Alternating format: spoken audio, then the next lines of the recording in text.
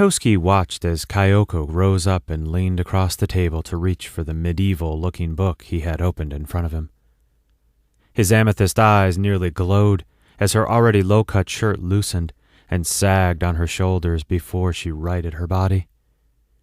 He was sure he would forever have the tantalizing vision of Kyoko's cleavage with the barest hint of black lace peeking out at him. He blinked, then pointed at the passage on the page he'd been telling her about. He smiled softly as their eyes met briefly, but he'd already forgotten what he'd been saying, so he just let her read. Toski squirmed a bit in his chair, trying to make his discomfort disappear, but just that one innocent peek had made his veins race with fire, and all the heat was making his jeans tight. His amethyst eyes darkened attractively as he filed the picture away for later. You know, Kyoko, one day we will be married, because both of us know I am the only guy who would be crazy enough to think this is a hot date. It was supposed to be a joke, but the huskiness of his voice gave away his true feelings. Kyoko flashed her emerald eyes up at him. He was probably right, though she didn't admit it or deny it, and that seemed to suit him just fine. Most of the time they were out this late together, they were killing vampires, or at least walking around in the dark making good targets for them. It was only within the last few months that he'd started pressing the issue. Everyone had labeled them boyfriend and girlfriend for as long as she could remember, even though he had never asked, and she had never agreed. Only now, he wanted to add hormones to the mix. She nearly jumped out of her chair when half the lights within the library flickered off. The first thought that went through her mind was that some scheming demon had caught her not paying attention. She heard distant voices, and it dawned on her that the library was just closing down for the night.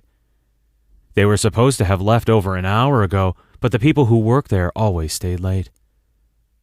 Come on, Kyoko. It's time to find the exit before it gets locked, Toski whispered, as he took her hand and quickly led her out of the building without anyone noticing they were there after hours. Part of him wondered if getting locked in with Kyoko overnight would be such a bad thing. Once out in the parking lot, Kyoko's steps slowed as she looked up at the sky, seeing the eeriness of the cloud formation around the moon. She wasn't superstitious, but it reminded her of the night scenes straight out of the horror movies, the kind of horror movies that gave her the wiggly boos. She didn't need Hollywood magic to feel the shift between good and evil. It would be a good idea for Toski to go straight home. He was a great fighter, but she depended more on her instinct, and it was telling her to get him out of there. The problem would be in getting him to agree to leave.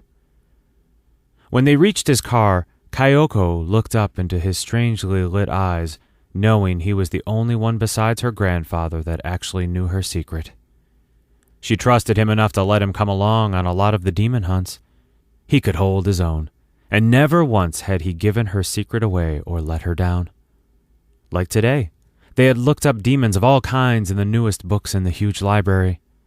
No one bothered them as they hid out in a secluded corner, and they'd had fun for hours. Get in. I'll drop you off at your house, Kyoko. Toski held the door open for her. They were standing so close it would have been simple to lean down and kiss her, and in his mind that was just what he was doing. Knowing it would throw him off, Kyoko leaned up and gave him a quick kiss on the lips. No, that's all right. My grandfather will be here any minute to pick me up, and I don't want him to see us out here alone together. So, you go. But call me when you get home so that I know you made it safely. She smiled sweetly at him, hoping he wouldn't argue. Besides, he knew how overprotective her grandfather could be. Toski looked around, hoping he wouldn't see her grandfather's old truck parked somewhere in the shadows. He sighed gratefully when he counted only 3 cars. The old man had caught them together last weekend coming back from a midnight hunt at the cemetery and threatened his anatomy.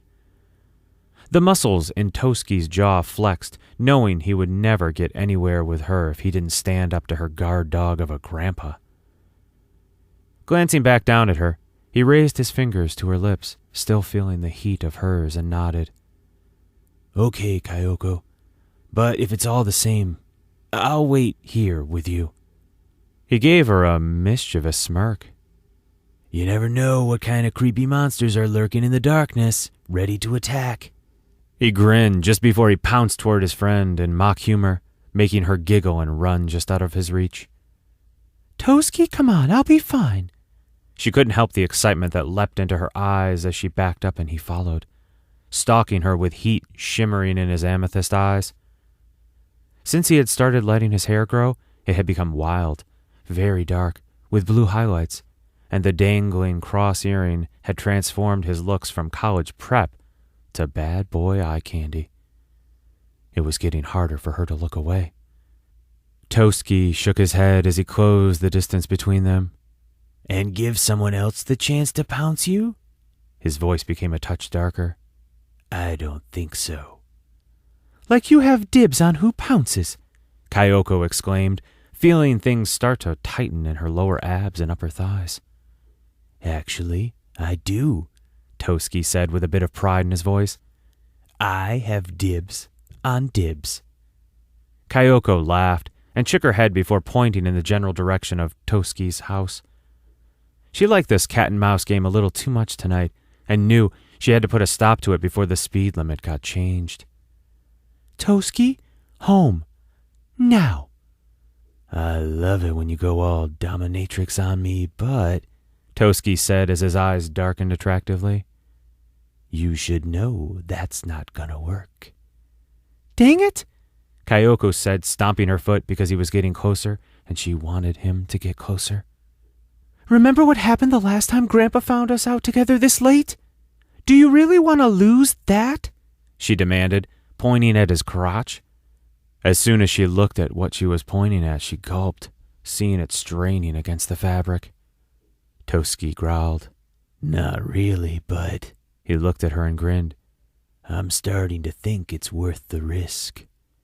Kyoko yelped when Toski sprung forward again, and this time she found herself pressed up against the side of his car. Her emerald eyes were wide but unafraid, and her fingers tightened very slightly on his jacket-covered arms. She could feel the flexing of the muscles underneath her fingers as he tightened around her. Toski watched her deep green eyes become stormy with passion, and he lowered his head until his lips rested against the soft skin of her neck. He felt a thrill run through his body and settle in his groin, where it caused pain that felt really good.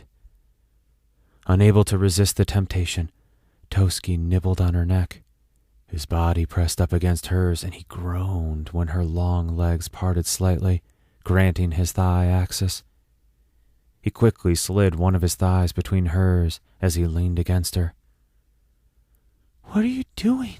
She whispered, unable to stop him, not wanting to stop him.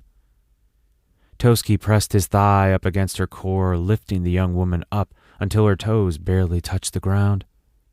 He groaned when he heard Kyoko whimper softly and kissed a long, slow trail from her neck to her lips.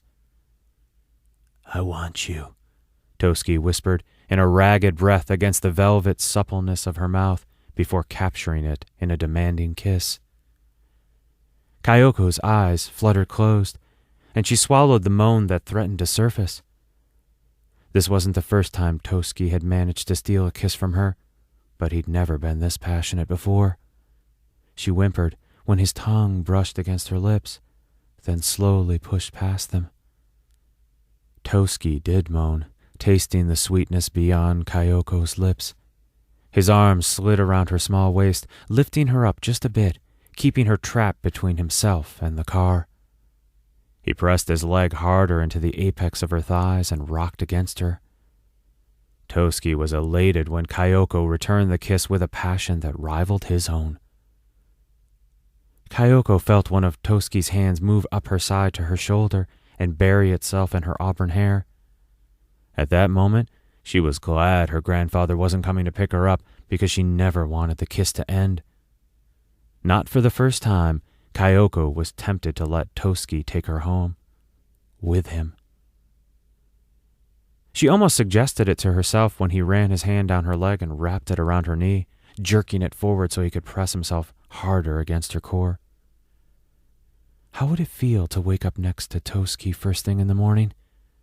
Would he smile at her latest fashion of bedhead, Would he make her breakfast in bed before ravishing her again? There were so many questions that Kyoko was very, very tempted to learn the answers to. Just another reason she was considering going home with him. Just as she struggled to get even closer, the eerie sensation that they were being watched shivered its way up her spine, making her pull away from Toski's dominating lips. She had to push against him to be able to slide down his leg and stand on her own. The action wasn't without repercussions, however, as it sent shocks of sensations up and down Kyoko's body.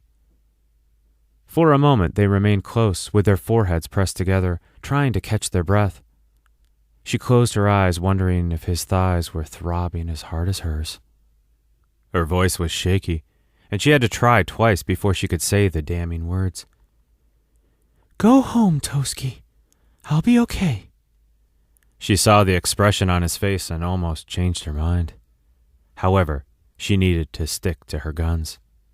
"I promise." Toski gritted his teeth to keep from begging as he reined in his emotions. He knew they had taken another step tonight in the direction he wanted, so instead of taking it as a loss, he knew it was a victory. "Fine, but next time, I will be the one who takes you home." Of course, his idea of taking her home landed her in his bed, not hers.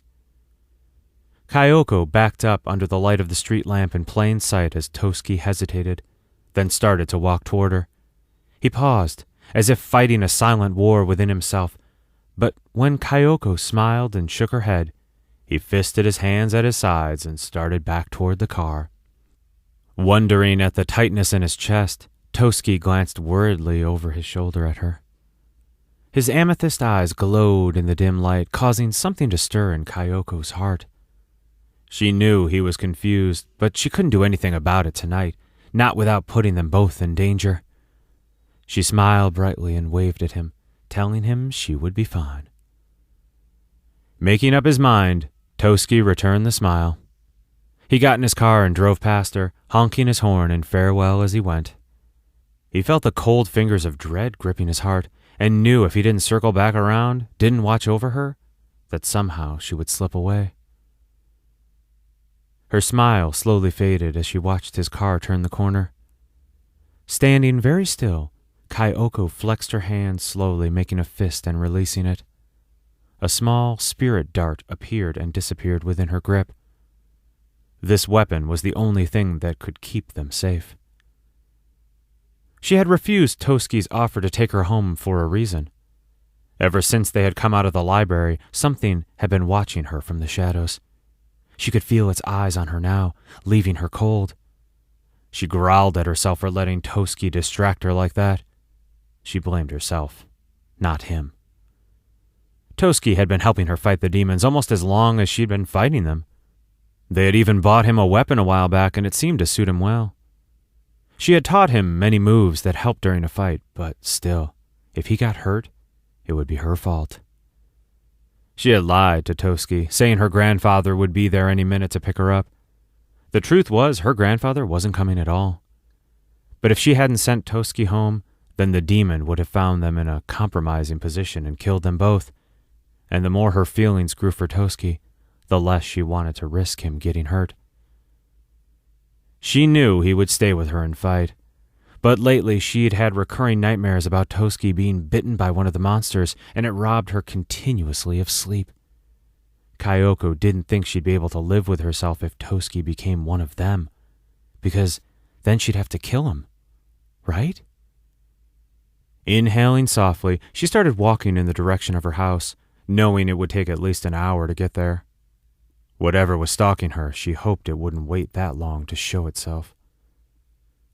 After walking a couple of blocks without being attacked, Kyoko started to get annoyed. She even flipped her hair over one shoulder to expose her neck like a dinner plate, hoping the demon would hurry and make its move because she was tired and wanted to go home. Toski had probably already called to check on her, or at least she hoped he had. She had a flashback of being between his car and his body, making her groan in frustration. She was going to kick this demon's butt for interrupting her, if it ever got around to attacking. Her walk took her down another neighborhood street, and she heard a dog growling deep and low from somewhere close by. Her lips thinned, knowing dogs hated vampires. They probably hated them because if a vampire couldn't find a human to feed from, then the dog would suddenly make the menu. Her teeth clenched when a high-pitched sound followed the growl, the same sound you hear when a dog gets injured really badly. The sound made her stop, and Kyoko felt cold knowing the poor thing was dead. She frowned as she kneeled down and placed her books on the ground, pretending to tie her shoe. "Come on already," she added, like the statement was directed at the shoestring she was jerking on. The demon would probably come from behind her because most of the vampires she had fought were cowards by nature and didn't want to give their victim a fighting chance. That's why she made a good target with her petite figure and her 110 pounds. If she had been a normal human girl, she wouldn't stand a chance. She rolled her eyes when nothing happened. Standing up, Kyoko turned full circle trying to find her target and flinched when she spotted him. She stared across the street into a shadow where a small boy stood staring at her. The lifeless dog lay at his feet. The child's skin and hair were white as snow, but even from this distance, she could tell his eyes were solid black. How unusual. Most vampires looked exactly like humans. That was what made them the most dangerous out of all the demons that secretly roamed the earth. This boy didn't look human at all.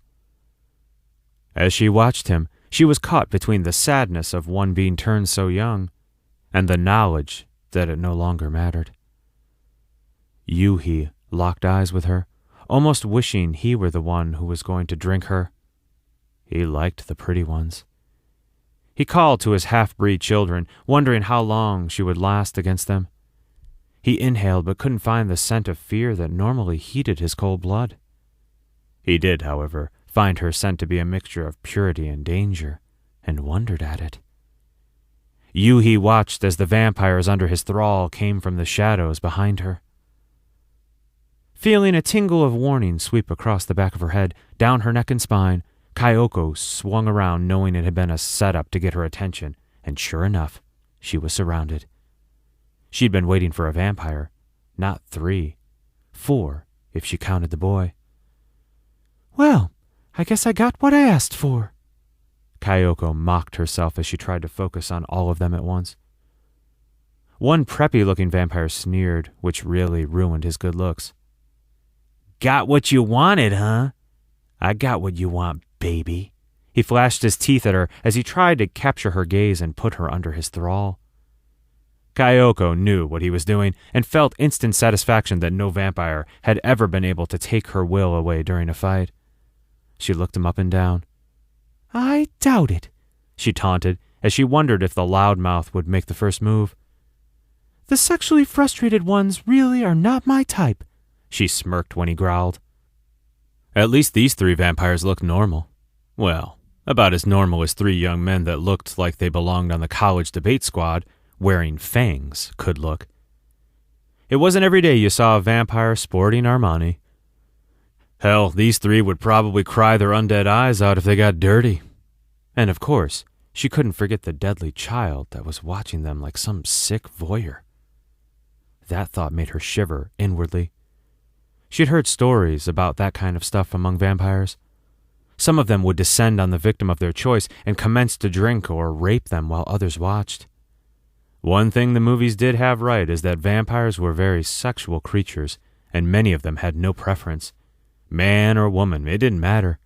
They did both.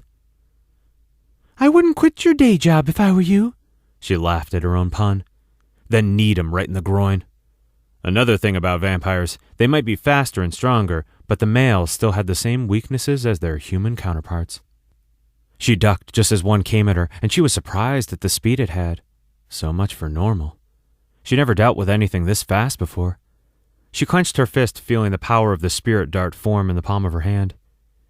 Sidestepping another demon, she twisted her upper body as one of the vampires lunged past, striking at him with the dart. A cold and clammy hand wrapped around her wrist and yanked, causing her body to twist further, almost painfully. Kyoko used the momentum and let the rest of her body follow the move, grabbing the vampire by the sleeve of its jacket and slamming it to the ground. They rolled once on the ground and came to rest with Kyoko sitting on Loudmouth's stomach. She had to move quickly, or she knew she might not get another chance at this. "Here is something for you," she informed him. Raising her arm up, she stabbed down with the spirit dart. The third vampire slammed into her from the side, making her roll and skid across the ground. This time she found herself on the bottom, looking up. Okay, this was starting to piss her off. Glaring up, she noticed this guy looked like a straight-A student who had decided to bring a gun to school. The sadistic hint of murder in his eyes was a dead giveaway. "I don't think so, buddy." Bending her wrist at an odd angle, she touched the dart in her hand to his arm, slicing it with only a small wound. She was rewarded when the vampire's skin started to smoke, making him scream in agony. Bringing her knees up against her chest, she used her feet and legs to throw the demon off. It sailed a few yards away, still screaming as its arm slowly melted from the rest of its body. In a few moments, he would be nothing more than a bubbling puddle of dusty goop on the sidewalk that would vanish before the sun announced a new day. Kyoko had never thought much on where it went. She was just happy not to have to clean up the mess. "Jerk!" Kyoko threw the insult as she quickly regained her footing. She had been spoiled with fighting one-on-one over the years, so this was a new one for her. Kyoko arched an eyebrow as the vampire's scream quickly vanished. "Obviously not a direct descendant," she thought to herself. Her grandfather called them the gutter trash of demons, not pure-blood vampires or demons, just half-breeds. But they still carried the same name. The better grade of vampire, the slower they melted. Gross but true. She knew the ancients were said to be much more powerful than this, but even Grandpa Hogo wasn't sure if the pure-blood vampires could withstand her spirit darts. He'd once told her the spirit dart was nothing more than sunlight harnessed into a weapon that could only be conjured up by a priestess or a guardian. Kyoko saw a fist coming for her face and turned her head to the side, knowing she didn't have time to do anything to stop it. If she took the time out to play dodgeball, then there would be consequences, and she would be on the losing side of them. Feeling the impact of knuckles split the skin on her cheek, she suddenly crossed the line from annoyed to pissed. The last thing she needed was to go home looking like she'd been in a gang fight. She growled when Loudmouth got close enough to slash her shirt almost wide open, leaving 4 deep scratches across her left breast. "Pervert!" she hissed at him, knowing he'd done it on purpose. The leering grin he gave her confirmed it. Her mother would worry if she came home wounded, but Grandpa Hogo would only help her get patched up and let her go to bed. He knew she healed 10 times faster than a normal human. He'd spent the last few years training her to be what she had become. Grandfather had known about her long before she had ever been born, or so he said. The old scrolls passed down through the family told about the guardian heart crystal and the priestess that possessed it. At first, she hadn't believed him, but her mind was abruptly changed when she was only 10 years old. She saw him fight a vampire while he was walking her home one night from Toski's birthday party. She'd been having so much fun that she had stayed even after the other kids had gone home. When they were attacked, it had been very strange to see a man his age move with the same lethal grace of a skilled warrior. What was even stranger was that the demon had been very real. She'd run up to help her grandpa and hit the monster on the back with her fist. That was when she had first seen the spirit dart. It had still been in her hand as the vampire melted. Once the fight was done and over with, Kyoko remembered asking her grandfather what exactly had attacked him. Grandpa Hogo then explained that while he was strong enough to fight the demons, he did not have the same power as Kyoko, nor the ability to heal as quickly from injury. He insisted that she had been born with a gift. He'd seemed proud to witness it come to pass during his lifetime. This led to a long-winded explanation that the vampire was actually after her, that the demons had been stalking her since birth, because of the holy power she housed within her soul. He didn't know what the creatures could possibly use it for, but their lust for it had only become stronger over the years. Grandpa had come to the conclusion that maybe it had been placed inside her only to draw the demons toward her so she could destroy them. Kyoko still shivered in revulsion at that bit of news. Sometimes it made her wonder what else her grandfather had been hiding from her. One thing was certain. She hadn't looked at him the same since. Neither had Toski, because Toski had followed them home that night and was a witness to the fight. That had only bonded her and Toski even closer together. She shook the memory from her mind as she focused back on the fight. She quickly decided Loudmouth needed to be the next to die before he somehow figured out a way to slowly strip her. She lowered her arms, feigning pain so he would come at her once again. Despite their usually sexual nature, she wondered if all vampires were perverts, or if it was just the one she met. Just as he slammed into her and took her down, she watched as fear registered in his overly bright eyes. The spirit dart had impaled him in the last place he'd ever thought it would. Yuhi silently watched her fight, wondering how a simple human female could take that much punishment and still be fighting. A normal girl would not fight at all. They would simply fall under the vampire's thrall and do as asked. He was not pleased with this development.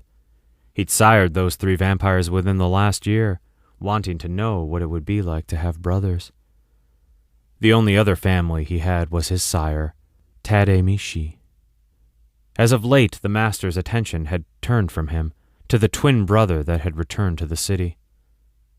Wanting to get his new family away from the hyper nightlife of the city and the danger of the approaching conflict between the twins, Yuhi had decided to take a trip outside the city, where their attention would be solely focused on him. The city was a crude place to learn the basics of their kind, and he thought the suburbs would be best to test their abilities. The city breed of new vampires was sloppy, and reminded him of nothing more than hungry animals. During their outing within the small town, they had actually been able to bring on new recruits, but the newbie vampires kept vanishing without a trace. Yuhi at first believed the new half-breeds had just moved on, abandoning him. But now he knew differently. They were being killed one at a time by nothing more than a human female. The demon child hid his emotions well as he watched his self-made brothers being killed. Deep inside, he was somewhat angry, but more curious. Maybe this would get Tademichi's attention away from his twin brother. Would he care that someone was killing off his family? Kyoko watched with satisfaction as the last vampire began to melt, and she knew it would only take about an hour before the puddles were gone without a trace. She rubbed the back of her hand across her cheek, leaving a trail of smeared blood in its wake as she jerked her gaze back around to look for the creepy little boy. Yuhi moved into the shadows where she could no longer see him. Some sixth sense told him he did not want to tangle with the girl right now, though he did not take his eyes off her or the way she was holding that strange glowing weapon hard within her hand.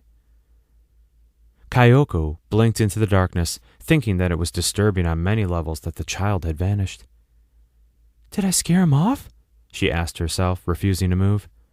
She stared at the spot where the child had been standing. Minutes passed. Hours? Or maybe it was just a couple heartbeats. Finally, releasing her clenched fist and letting the spirit dart disappear, she shrugged her shoulders. Yuhi's lips hinted at an evil smile as Kyoko picked up her discarded books and started walking again. He noticed as she came close to the objects around her, their appearance shifted and changed until she had passed it, like a halo of magic. He glanced at the trees ahead of her. The tops of the trees were like black claws reaching for the sky, but when she came closer to them, they became a thing of beauty, until she was once again out of its reach. His black gaze leveled on her as if she were a target. Moving through the still air, he followed her. She would make a powerful new addition to his family of darkness, a gift for his sire. She had a high survival instinct, unlike the careless fools she'd just killed. Even now there was a small trail of blood on the sidewalk, as if it was stalking her, but she paid no notice of this. She held magic within her, and he wanted to be a part of it, to see things he had not seen since his turning. Grandpa paced back and forth in front of the window, wondering where Kyoko was. It wasn't like her to not tell him if she was going to be out late. He ran his hands through his white, thinning hair in worry. They had an arrangement, and she was supposed to always tell him before she went hunting for the creatures of the underworld. He swung around when the phone rang and grabbed it up before it could wake the rest of the household. Toski hadn't been able to shake the weird feeling he'd had since leaving Kyoko alone in the parking lot. He drove around for only a few minutes before swinging back by and finding it empty. He cursed silently as he hit his steering wheel in frustration. Doing a donut right there in the parking lot, he left the library, but instead of going home, he staked out Kyoko's place. The longer he sat there, the more unnerving it got until he couldn't help himself. He had to call. When she answered her phone so fast, he smiled. Thank God you made it home, Kyoko. You're sick, you know that? Grandpa glanced back out the window as he held the phone to his ear. He raised an eyebrow seeing Toski's car parked only a couple houses down.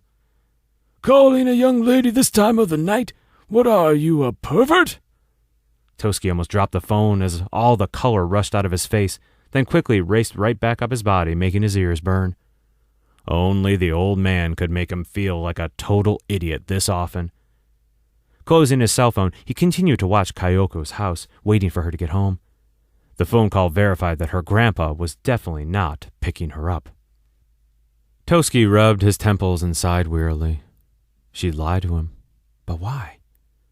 Staring angrily at the only target within striking distance, he slapped the steering wheel with both hands, then one more time for good measure. When was Kyoko going to face the fact that he could take care of himself? Well, maybe not as well as she could, but still well enough to help her out in a jam. He was distracted from his silent rant when he heard a noise close to his car and was about to look around, thinking it was Kyoko. He felt something strike the side of his neck just behind the ear, making him inhale sharply as stars burst within his eyesight. Toski's head fell forward on the steering wheel, rendering him out cold. Yuhi reached through the open window for the young man, but jerked his hand away when an amethyst spark shot between them. The demon child calmly looked down at his fingers, then slowly back to the young man in the driver's seat.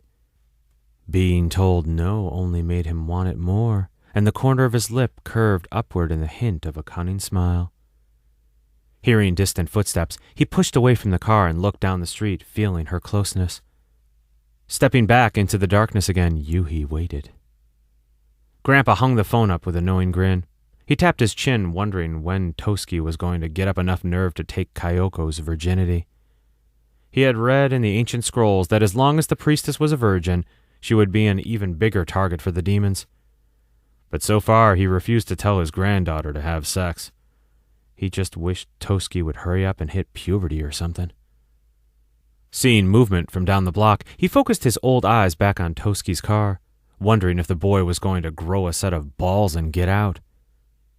There was something outside the driver's side door, but it was too little to be Toski, and it was too quick for him to tell what it was.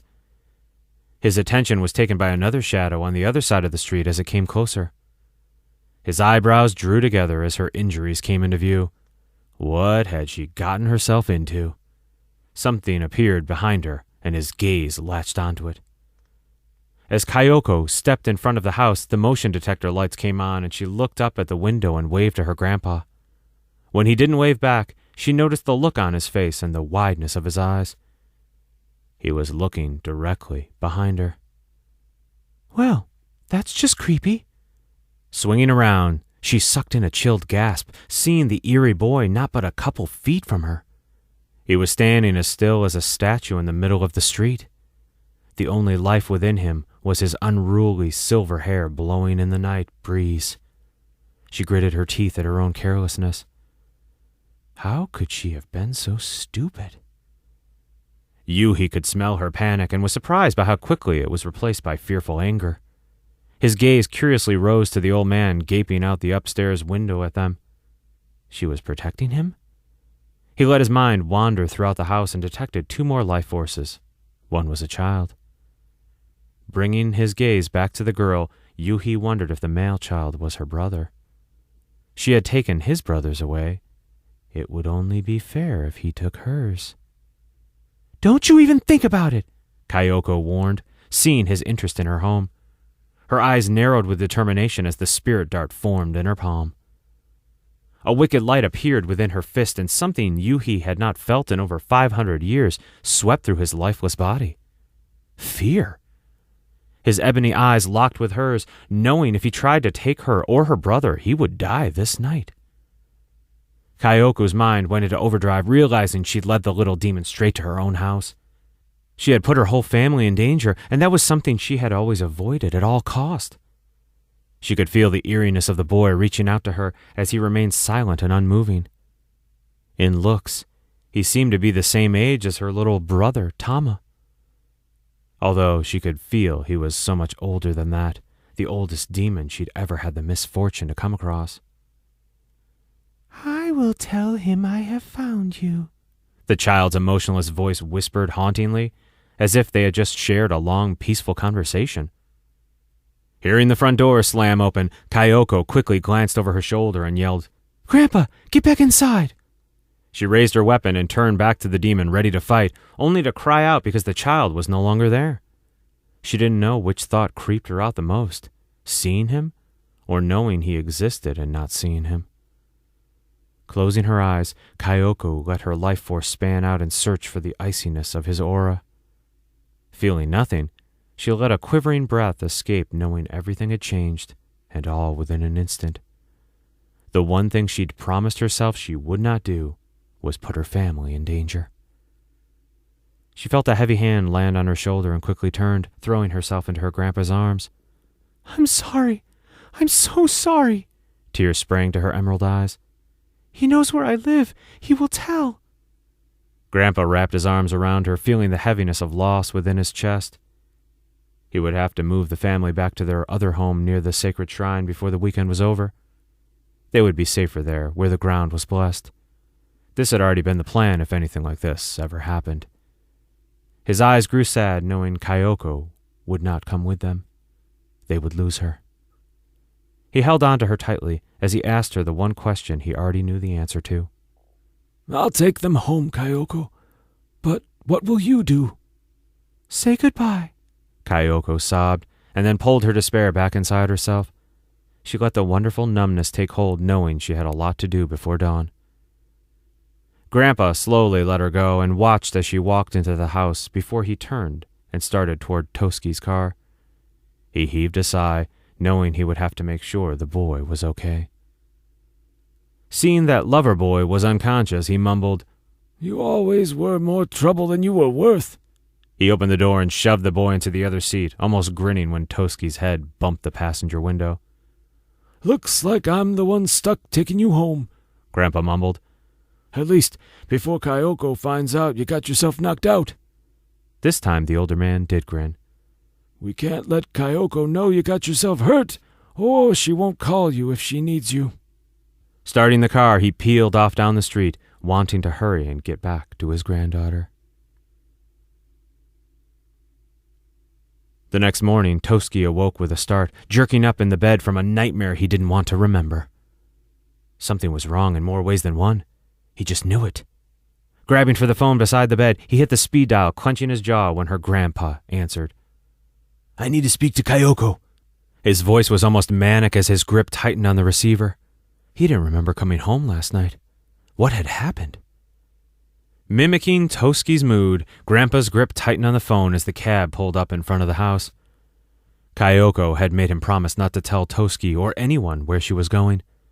It was the only way to protect them. It was a shame. His voice was softer and wearier than it had ever sounded. "I'm sorry, Toski. Kyoko no longer lives here, and there's no forwarding address." It really was a shame. Toski listened as the line went dead, hearing his own heartbeat overpower the sound. Kyoko had told him once that if something went wrong with the demons, then she would disappear. "No!" The word rushed from him as his eyes took on the most startling shade of amethyst. "Damn it!" he yelled and threw the phone across the room. Covering his eyes with his hands, he fell back against the lush pillows as he felt his heart fracture and bleed painfully. He uncovered his eyes after a few minutes. The amethyst color within them still hadn't faded. Toski decided he would bide his time. Just because the old man told him Kyoko didn't leave a forwarding address didn't mean he was ignorant to where she was going. Unseen to him, the staff Toski kept locked in its case by the bed began to glow ominously. Kyoko opened the taxi door but turned back toward the house when her younger brother came running down the steps and across the yard. She threw her arms around him as he tackled her, barely keeping her feet. "I don't want you to go," he cried, fisting his hand in her shirt. Kyoko smiled, knowing she was doing the right thing. She loved him so much that it made the decision to leave hurt less.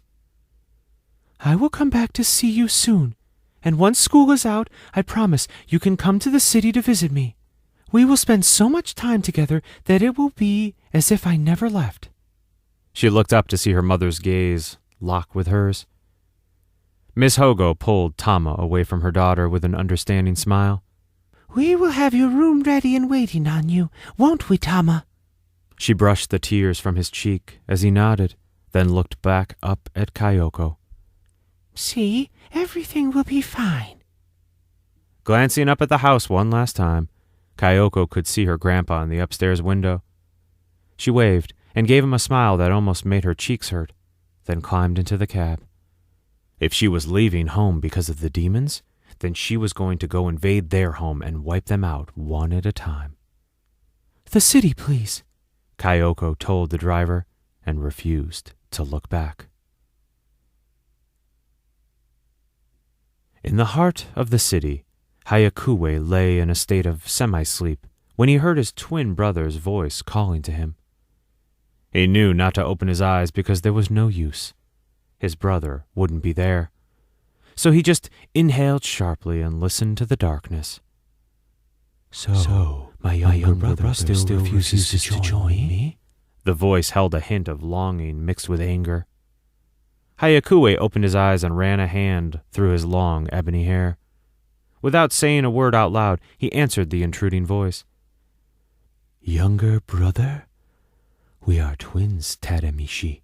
You are no better than I. Tadamishi's voice hardened. Twins are alike. Are we alike? Plus, I am the firstborn, so that makes you the youngest.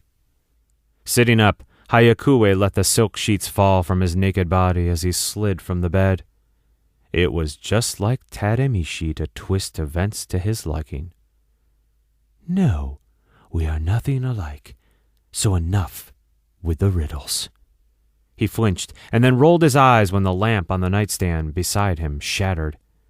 He would have to learn to keep his temper under control or everything around him would be destroyed. He assumed it was his punishment for losing his temper so long ago with his brother. I don't hate you, Hayakue growled as if trying to convince himself. How generous of you. Tadamishi's voice took on a melancholy sound as if he didn't believe the confession. The last time we were within the same realm, we killed each other. Such senseless acts for immortals, don't you think? There was a pause before he continued. Once the banishment was over, like a faithful brother, I waited on your return. We are destined to be alone. Hayakue cut in with the lie. He knew his brother was no longer alone. Tadamichi had made sure of that. He could hear his brother's silent laughter. It made him wonder if it hadn't been a mistake to think he could come back and face the wicked family his brother had created in his absence. The only way he and his brother were alike was that they didn't like to be alone, though they had two completely different ways of correcting that problem. I knew you would return. Here, where the night is never dark. Here, where you will never be alone among so many humans and the children I have created for us. Tadamishi's voice had become wishful. Hayakue walked into the bathroom, turning on the shower, then whirling to face the mirror. No reflection looked back at him, so he just pictured his brother's face, his own face, as he answered. I want nothing to do with the abominations you have sired. He backed into the shower as he tore the link apart so he wouldn't have to hear his brother's haunting voice any longer. No, He had not come back to his homeland to join them like some twisted family reunion. His brother was the most destructive of all the demons, and the children he sired were disturbing, to say the least. Those children were now spawning others, and their numbers were growing like the Black Plague. Hayakue placed his hands on the ceramic walls of the shower, letting the hot water warm his frozen skin. What did it matter to him? The last time he tried to stop his brother from infesting the human world with half-breed demons, it had ended in both their deaths, a false death that took centuries to rise from. Their punishment for that crime was banishment from each other and this world of humans. They had become shades who walked the realm between realms, casting only shadows of loneliness. That had ended over a century ago. Yet he'd stayed away from his twin, even from the darkness on the other side of the world. He had heard this city calling to him until he couldn't fight the summons any longer. His brother was right about one thing. He was exhausted from being alone. But now that he was home, he could smell the taint of his brother's sins plaguing the land. True blood demons he could abide by, but the rape of the city by the half-breed vampires that spawning had created was provoking. His twin brother stayed underground most of the time within the lavish catacombs they had once shared during the medieval era, only to resurface once in a while, long enough to bring another victim into the deadly fold. Hayakue looked up into the waterfall of the shower, trying to keep his rage from seeping out, but knew his failure when he heard the bathroom mirror crack. Tademichi had accused him of hiding himself away from the world, but that wasn't true. It is Tademichi who has chosen that path, he thought darkly. He cannot see the destruction he is causing. The night is no longer dark, nor is it silent. Hayakue turned off the shower and stepped out, not bothering to wrap a towel around his lithe form. Instead, he grabbed the soft black cloth and began drying his long ebony hair. Within moments he was dressed and ready for the night. Walking back to his window in the living room, he sat down on the sill and looked out at his view. Hayakue smirked at his own dark humor and looked down at the side of the opposite building. The darkness is alive with demons, brother. This city with its high walls has made it so, he mused aloud. Yuhi reappeared within the downtown area of the city minutes before daybreak. He could already feel the sun's eye on his skin and quickened his pace toward the grand hotel in the center of the metropolis. Beneath the massive 5-star establishment, hidden away from the world, was his sire's underground dwelling. It was just as beautiful below ground as what housed the humans above. His sire had arranged it to be so. Yuhi stepped through the front doors of the Grand and strode across the lobby. Ignoring the friendly greeting of the human woman behind the desk, Yuhi stepped through the door that read maintenance. Making his way down to the basement, he boarded the maintenance elevator that would take him down to the sub-basement level. From there, it was the opening of the hidden passage that would take him to his sire. Feeling the darkness close in around him like a protective blanket, the platinum-haired child raced through the winding tunnels as though trying to outrun the darkness, or keep up with it. Yuhi was one of the privileged few allowed in Tademichi's private lair. Only the ones Tademichi had personally sired were permitted. The small boy had been one of Tademichi's first, and the bond that held him faithful was what led him to warn the master about the girl and the power she possessed. The bond also allowed him to feel his master's emotional states, which could prove troublesome at times. He could sense that Master Tademichi was angry and knew the cause behind that rage. Hayakue. Only the master's twin brother could provoke this kind of reaction. Jealousy and rejection could be a dangerous thing with one so powerful. Yuhi quietly slipped into Tademichi's chambers, but stayed in the shadows to observe his master. The young boy was patient and knew to wait out the storm of his master's rage. Tademichi glared at his reflection in the mirror of souls, then looked away with an angry hiss. His brother had broken the link between their minds, banishing him once again. Every opportunity Tademichi took to speak with his brother was terminated rather abruptly, angering him. He was starting to believe their bond would never return to what it had once been. Had the centuries away from each other not been long enough of a punishment? Would Hyakue forever keep his distance? Seeing movement within the shadows, Tademichi angrily waved his hand in its direction. Every half-breed within his chamber and within 1,000 yards of his solitude spontaneously combusted, leaving behind the scent of sulfur in the air. There would be no witnesses to his brother's rejection. However, he turned his head in the other direction and laid his eyes on the only one of his children that he would trust with his secret. Ignoring Yuhi for a moment, Tademichi slowly walked across the room and stood in front of a portrait with his hands clasped behind his back. As the screams and flames died down, Tademichi continued to stare at the painting as if nothing was amiss. The painting was created long before the medieval wars had taken place, before their civil war. One would assume it was a self-portrait showing two personalities. In truth, it was he and his brother. So hard to tell them apart. How could they be so alike in looks and be so different? Had his brother never learned the meaning of love, the pain of rejection? Tademichi dusted his fingertips across the image of his brother, his brow furrowing slightly before his face contorted in rage. He suddenly lashed out at the painting in a movement so fast it was virtually unseen. The picture held for a moment. Then ever so slowly a jagged rip appeared, severing the twins from one another. The cloth of the portrait fell slightly to the side and Tademichi's expression suddenly showed sadness. Placing his palms against the painting, Tademichi held them together for a moment before letting them drop. His love for Hyakue was fathomless. Tademichi merely wanted Hyakue by his side to share in this wonderful existence. "Why did you forsake me and the life we could have?" he asked silently, then felt the chill of having asked that same question to one other than his brother. He drew the memory deep within himself, refusing to dwell on her. Yuhi stepped out of the shadow behind him, feeling his master's melancholy. It amazed him that his sire could feel so deeply for his brother when he himself had barely felt a twinge as the girl had killed his brothers only a couple hours before. "So, you have lost them?" Tademichi asked, never taking his eyes from the image of his brother. Yuhi nodded, knowing Tademichi could see into his thoughts.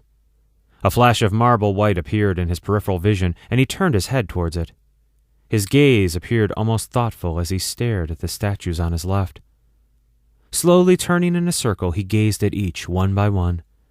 They had been here for as long as Yuhi could remember, but he had never asked about them.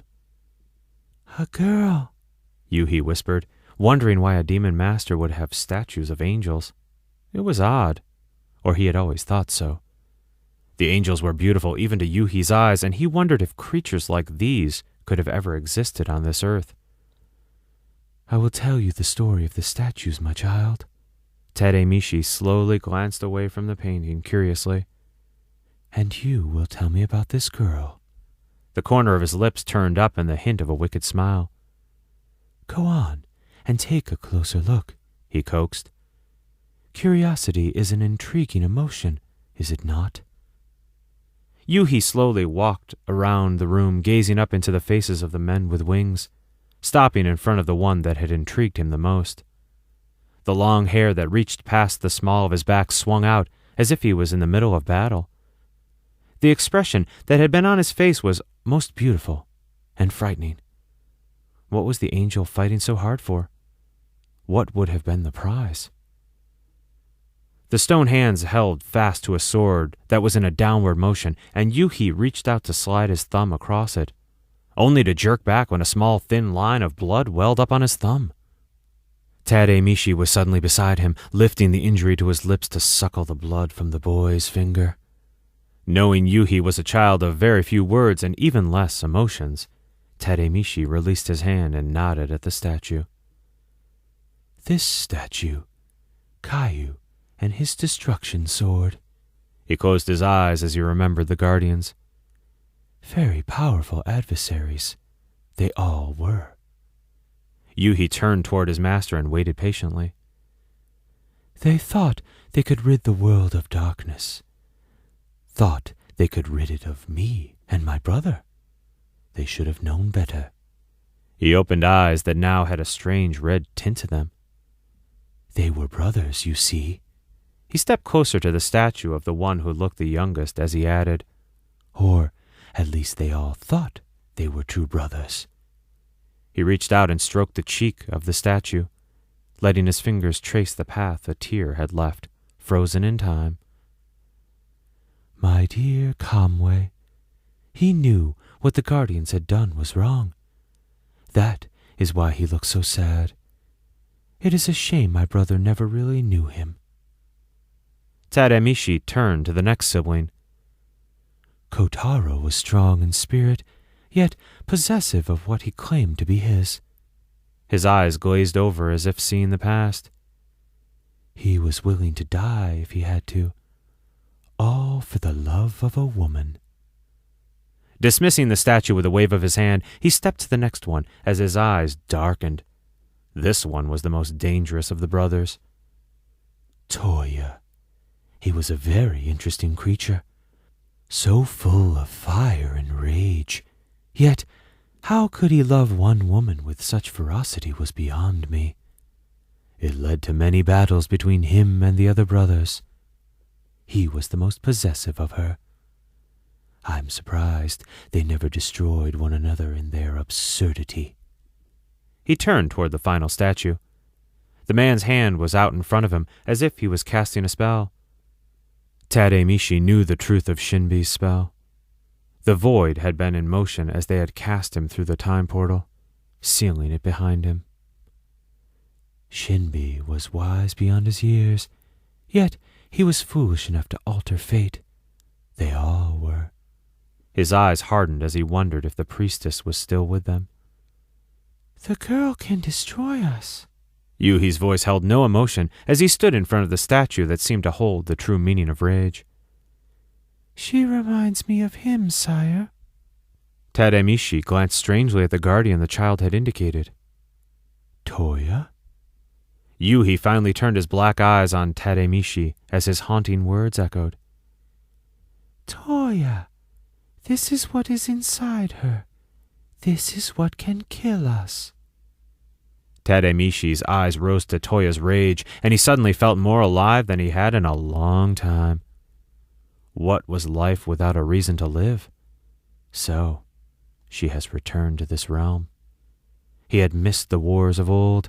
Angels and demons are one and the same, only one had a better reputation. If the truth were told, they were all killers. Replacing the stone with the mental picture of what the Silver Guardian had once been, he lazily smiled knowing the Guardian could hear him. They all could. Everything was silent and as still as it always had been. But deep within the souls of the statues, he could feel the power like an earthquake being restrained by thin shackles of time. So, even in this imprisoned state, you have all found a way to fight? Tadamichi hummed his curiosity. Could it be that you feel her? Do you want her? He lowered his lashes as he felt a wave of power sweep across the room in answer. Maybe you should have forced her to stay on your side of the time portal, like you did last time. He turned away from the statues, leaving them with a haunted warning. It is too bad you cannot accompany your priestess this time.